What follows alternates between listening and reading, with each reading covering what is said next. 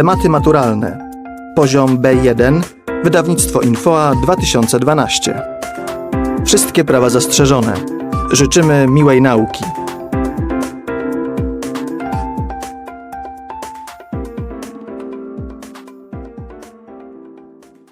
American literature. Colonial and revolutionary literature, 1607 to 1800.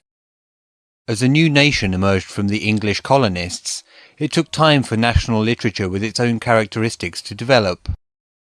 Also, important differences existed between the southern and northern New England colonies.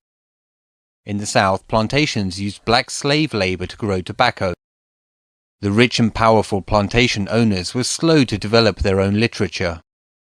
In the North, the Puritans had come to found a society based on God's laws and Christian beliefs. This gave them a strong sense of unity and shared purpose. Their culture and literature developed much faster. Histories were the main works of New England literature. Overall, much of the 17th and 18th century writing was religious, both prose and poetry. In the second half of the 18th century, as the American colonists strove to gain independence from Britain, the most memorable writings were done by the Founding Fathers. They were mainly philosophers, not fiction writers. Their typical product was the political pamphlet. In revolutionary America, both prose and poetry had a political or practical purpose. A significant work from that period is Benjamin Franklin's autobiography, which also traces the nation's difficult road to independence. 19th century literature, 1800 to 1900. In the 1830s and 1840s, writers began to look at the western frontiers for ideas for literature about American life. However, in the cities along the East Coast, the older ideals of the nation as an Atlantic community were still very much alive. The pervading feeling was that the cultures of Massachusetts and Virginia ought to be the models of national culture. At this time, Boston and its neighboring towns were filled with intellectual excitement and activity. The younger generation talked much about a new spiritual era. Boston's young intellectuals were dissatisfied with the old patriotism. America's power and wealth did not interest them. They wanted to explore the inner life. In the center of this activity were the transcendentalists. They formed a movement based on feelings, rather than on a system of philosophy. They rejected the prevalent Christian ideologies, Puritanism and Unitarianism, and placed Christ at the level of other writers and philosophers. They sought truth through feeling and intuition rather than logic. Ralph Waldo Emerson, 1803 to 1882, and Henry David Thoreau, 1817 to 1862, were the chief proponents of these thoughts. Several other writers added significantly to American literary development at this time. Herman Melville, 1819 to 1891, had a tragic view of life. In most of his works there is a struggle between good and evil. His life and writings were greatly influenced by his youth experiences as a sailor.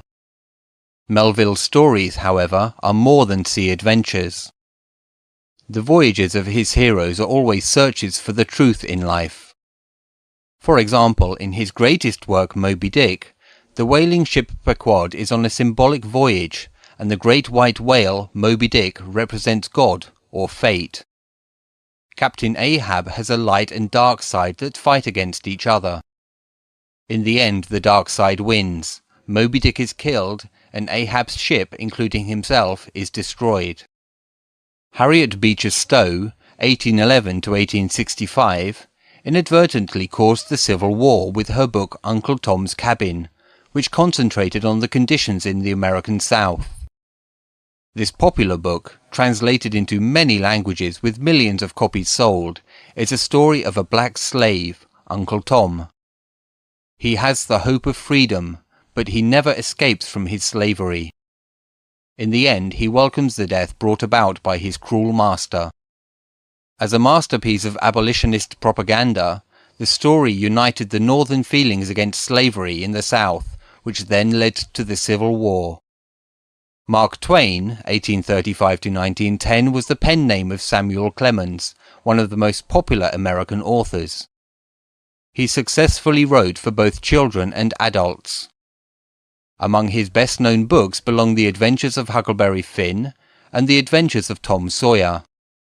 Twain based these on his boyhood and early adult experiences of life and friendships in Mississippi.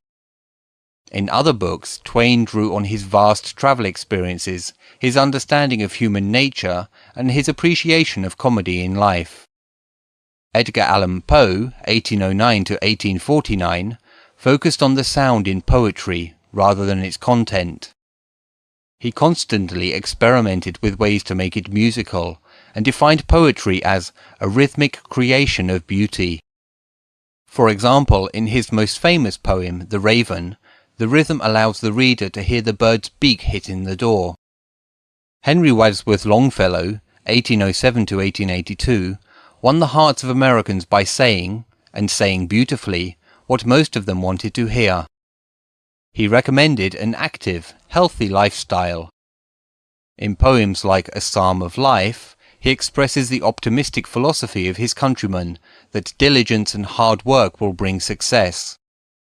Some of his works may be too idealistic for our world and time, but in his day they were inspiring. Walt Whitman, 1819–1892, was a poet ahead of his time. Today, his writings are considered an important achievement in American literature, yet in his day they were thought to be overly bold and even vulgar. His most significant work, to which he added during all his life, is Leaves of Grass. 20th Century Literature, 1901–2001. The end of the 19th century and the beginning of the 20th century brought great industrialization and many new inventions. It also brought much change in the country's economic, political and social systems. Also, the nation was becoming a world power and building great military strength. The decades that followed saw American involvement in 2 world wars, economic problems including the Great Depression. The country experienced struggles for civil rights, especially among the black population, and the Cold War with its arms race. These and other events have left their marks on modern American literature. Prose. 4 important 20th century American writers are Fitzgerald, Hemingway, Faulkner, and Steinbeck. F. Scott Fitzgerald, 1896–1940, wrote stories about the lost generation, young people in the post-World War I period who had lost their American ideals, faith in God and faith in man. Instead of the great American dream of success and prosperity, they feared poverty and failure. Most of his stories, therefore, have a touch of disaster in them. For example, the hero of The Great Gatsby, believing that money can buy love and happiness, ends up realizing the emptiness of his hopes and dreams. He tries and fails to change the world of hard material objects, and of hard materialistic people, into the ideal world of his fantasy. Babylon Revisited, one of Fitzgerald's best short stories, describes the lost generation after its economic and moral collapse. The hero and his wife live wildly in Paris in the 20s. Then, when the party is over, only a feeling of emptiness remains. Ernest Hemingway, 1898–1962, was one of the most famous and influential American writers of the 20th century. He also spoke for the lost generation. This is the theme of his first novel, The Sun Also Rises. All the characters have been damaged by the war. Spiritually, they are all impotent, as they try to find a way to deal with the emptiness and nothingness of the world. Hemingway's works often mix psychological realism with symbolism. There is rarely emotion, rather the opposite is the case. The heroes are often stoic in the face of tragedy and suffering. That's where their heroism lies. This is seen, for example, in The Old Man and the Sea. The old man fought with courage while there was hope, and resignedly accepted his defeat when that hope was gone. Hemingway's own experiences in World War I help explain why his writing emphasizes physical and psychological violence and the need for courage. His heroes, possessing the trait of grace under pressure, characterized his writings. William Faulkner, 1897 to 1962, created characters that represented various levels of a single region, the South. Two themes come through: a dislike for the post-war world and a belief in the value of art. Faulkner's later works introduced certain experimental features, such as the use of a limited point of view. This is seen in The Sound and the Fury, where each person sees reality only in his or her own way. Each lives in his or her own world, completely separated from the others. Faulkner's special technique of narration is another experimental feature. The reader is placed in the middle of a story without any preparation. He must put together the facts of the story himself, since the author doesn't help him. Because of these and other experimental techniques, it can be hard to read a Faulkner novel. John Steinbeck, 1902 to 1968, saw the conditions around him and wanted to get it all down on paper. In all his novels, Steinbeck combines a naturalistic view of the world with a deep sympathy for people and the human condition. He searches for the elements in human nature which are common to all people. Usually he finds them in the family, the group, or the nation, rather than in the individual. Steinbeck's finest novel is considered to be The Grapes of Wrath. There, his characters are larger than life. He is not simply describing the experiences of a single family or individuals. He is really telling the story of a great national tragedy through the experiences of that one family. The Joads, a family of farmers, must leave Oklahoma because of the Great Dust Bowl disaster. They go to California, where they work as fruit pickers. There, they experience the hatred and violence of the large California landowners. Steinbeck's description of this social injustice shocked the nation.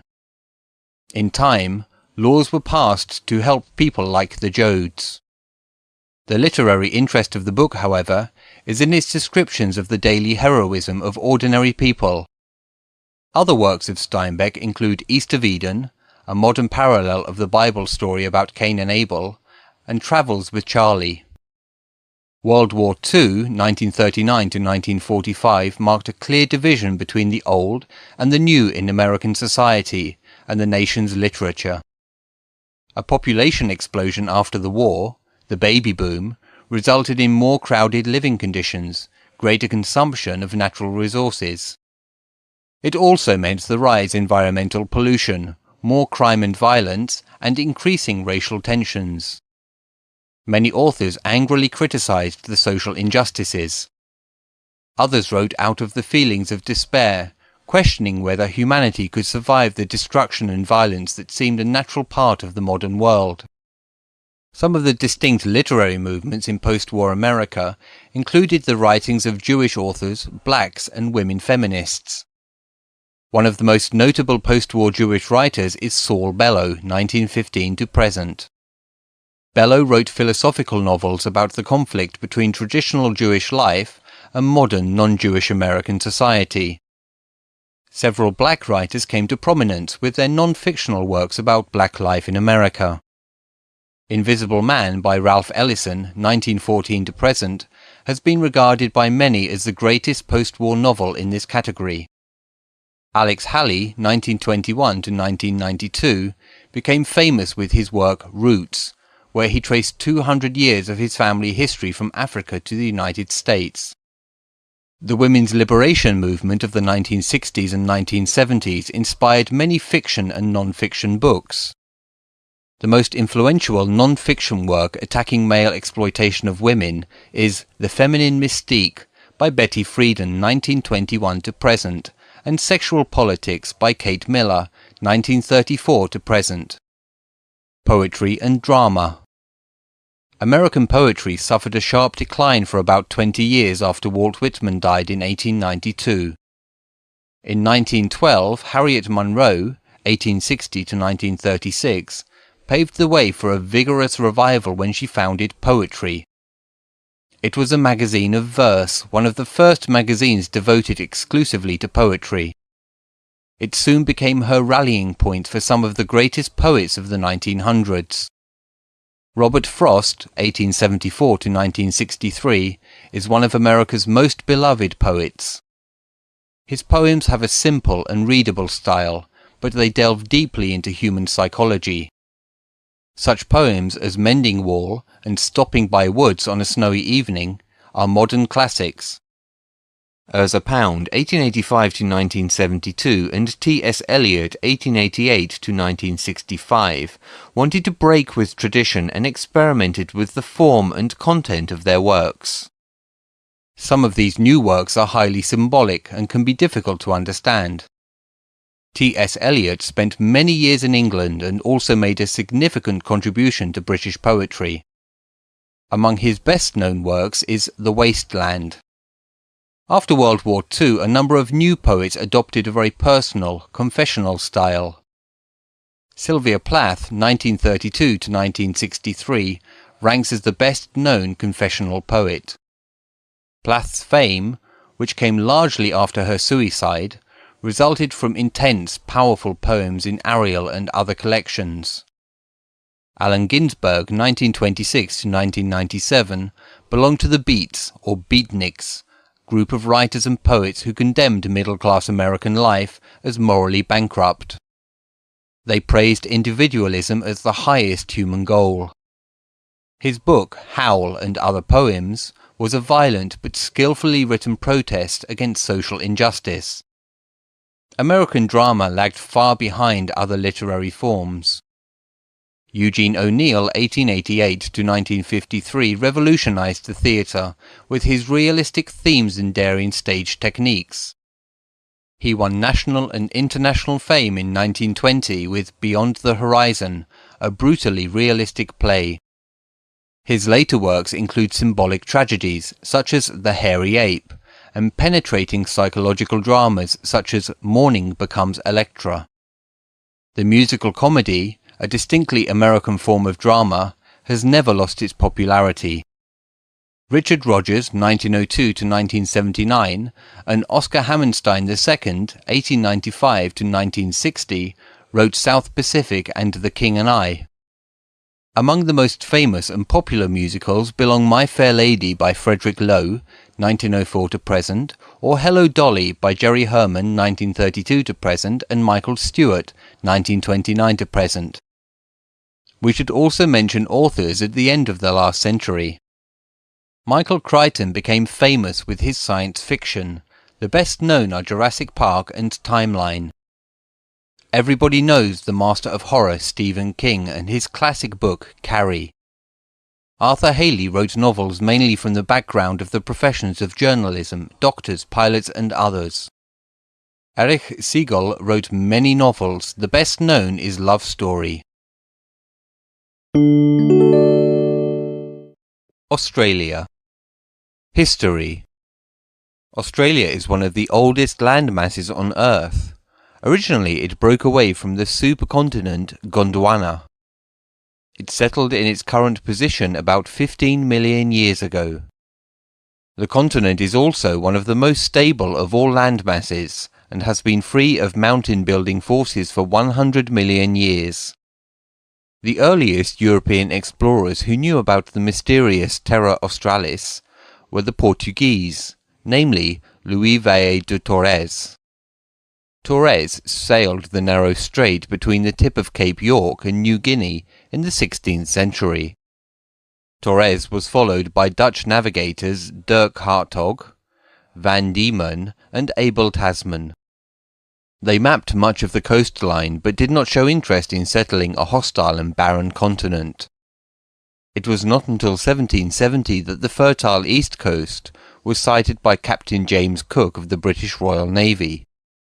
Cook was in command of his ship, Endeavour, which landed in Botany Bay, south of Sydney. On the ship there were several scientists and a botanist who, during their forays ashore, made amazing discoveries of plants and animals never before seen. After Captain Cook left Botany Bay, he travelled north and charted the coastline. The east coast seemed to be fertile and suitable for settlement.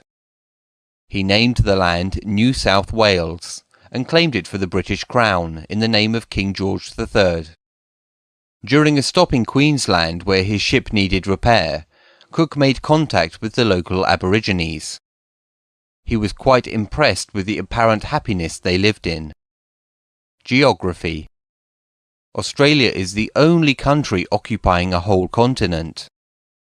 It covers an area of 7,682,300 square kilometres, 2,966,136 square miles. It is the sixth largest country in the world after Russia, Canada, China, the US and Brazil. The coastline, consisting of tranquil bays, wonderful beaches with pounding surfs, rocky outcrops and dramatic sheer cliffs, is 36,735 kilometres, 22,812 miles, long. Australia is bounded by the Pacific Ocean to the east, the Arafura Sea to the north, and lapped by the turquoise waves of the Indian Ocean to the west.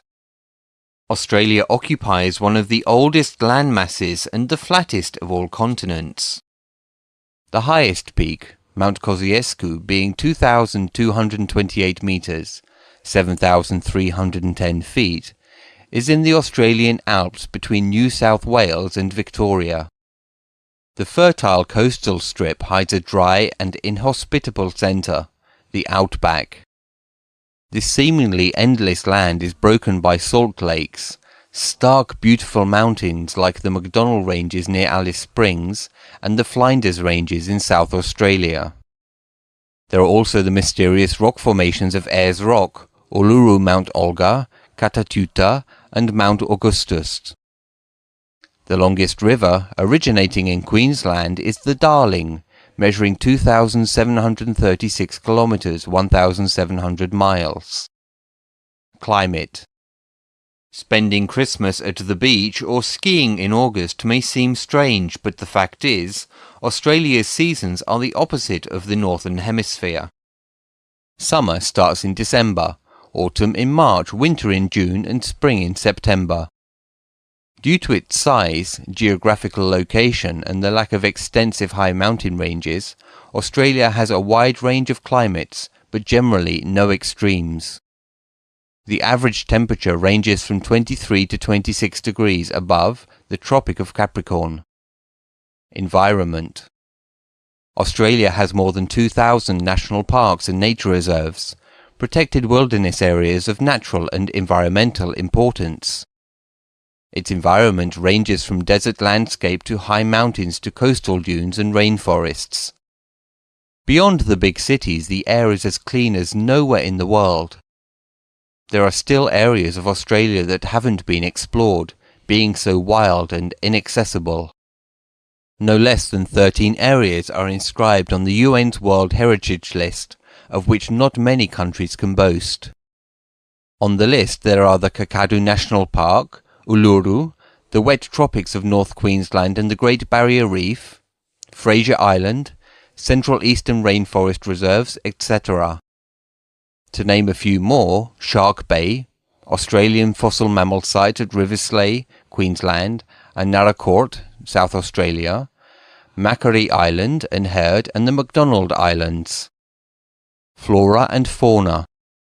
While driving in the countryside, visitors can see a hopping kangaroo or a running emu, a large flightless bird.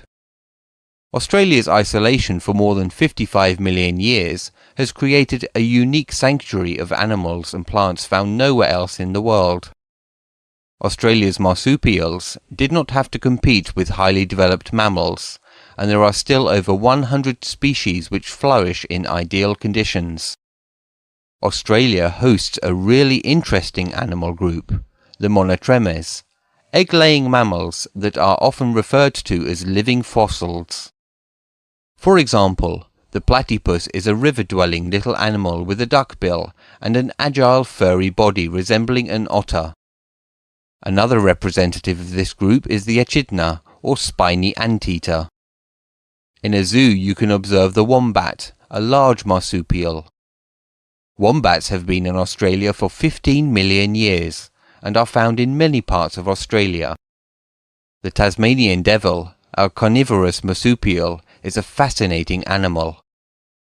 There are 520 species of lizard in Australia that range from the small squeaking geckos to the spectacular frill-necked lizard. We should also mention the swift-moving goanna that can reach a size of 2 meters, 6.5 feet. Whales migrate from Antarctica during the winter to warmer waters of Australia. The mighty humpback usually travels along the east coast. The whales are, however, frequent at the south and the western. The Great Barrier Reef along the east coast of Queensland is the longest and most complex living coral system in the world. The barrier provides a habitat for a wide range of marine animals. Another area noted for its prolific wildlife is the Kakadu National Park in the Northern Territory, with waterbirds, crocodiles and wild buffaloes. Cities. The Australians are one of the world's most urbanized societies. Nearly 90% of the population live in cities along the coast. The largest and most populous city is Sydney with 3.8 million people, closely followed by Melbourne, its southern rival, with over 3 million people. The third largest city is Brisbane, 1.5 million, followed by Perth, 1.2 million, Adelaide, 1.07 million, Canberra, 300,000, Hobart, 195,000, and Darwin, 82,000. Australian cities are usually widespread. The cities consist more or less of suburban one-storey houses on a quarter-acre block. They are, however, as sophisticated and stylish as the cities in other parts of the world. There is a tendency to build multi-storey office blocks in central business districts. Gleaming glass and concrete towers dominate the skyline in most capital cities. In the shadows of skyscrapers are labyrinths of interconnecting courts and arcades offering a wealth of shopping, cafes, restaurants and nightclubs. In business life, Australians are conservative dressers, but this changes abruptly as the weekend approaches. Australia is very much a beach culture, and people's attire reflects an outdoor lifestyle. Today, it is hard to believe that at the turn of the 20th century, bathing in the daytime was prohibited on the grounds of public decency. All state capital cities are built either on or very near the water. Even Canberra, although an inland city, is dominated by Lake Burley Griffin. Aboriginal history and culture. It is generally thought that Aborigines have been living on the continent for the last 50,000 years, originally migrating from Indonesia. The oldest skeleton found in Australia was at Lake Mungo in the southwest, New South Wales. It is believed to be 38,000 years old, and bears traces of ceremonial ochre. This is the oldest sign of ochre use ever discovered. The arrival of white people gradually brought an end to the traditional Aboriginal way of life. Their settlement began to encroach on tribal lands. Today, most Aborigines live in cities and towns or in isolated settlements near tribal lands. The Aboriginal and Torres Strait Islander people are one of the world's oldest civilizations. Aborigines lived in isolation for thousands of years. Having no written history, only fragments of their rich culture remain. The precise meaning of many art sites was lost when clans were either displaced or destroyed. Aboriginal art has primarily social and religious functions. Arts and culture. Contemporary Australian culture is a vivid tapestry that weaves together threads from every corner of the earth. Australian culture covers the dragons and fireworks of Chinese New Year celebrations, the carnival atmosphere of an Italian street fiesta, the gongs and flowers of a Laotian Buddhist festival. These multicultural celebrations are as much a part of contemporary Australia as Christmas and cricket. The Australians are a nation of festival goers. They like to kick up their heels at a country folk festival or an outback rodeo. This diversity ensures that Australia gets the very best that the world has to offer in the performing arts. Open any city paper and you'll find performances by chamber orchestras, opera, avant-garde plays, Shakespearean classics, world music, rock concerts, the big hits from Broadway. You can also enjoy dance, Aboriginal culture, comedy, cabaret, art shows, plus touring exhibitions from the distinguished galleries of Europe and North America. Australian literature is one of the vital branches of contemporary English language writing, and Australian authors have won many awards. The Australians are among the leading book and magazine buyers in the world. Australian films are making a big international success. Australia's leading directors and actors are in demand since the great success of Crocodile Dundee. Other films have followed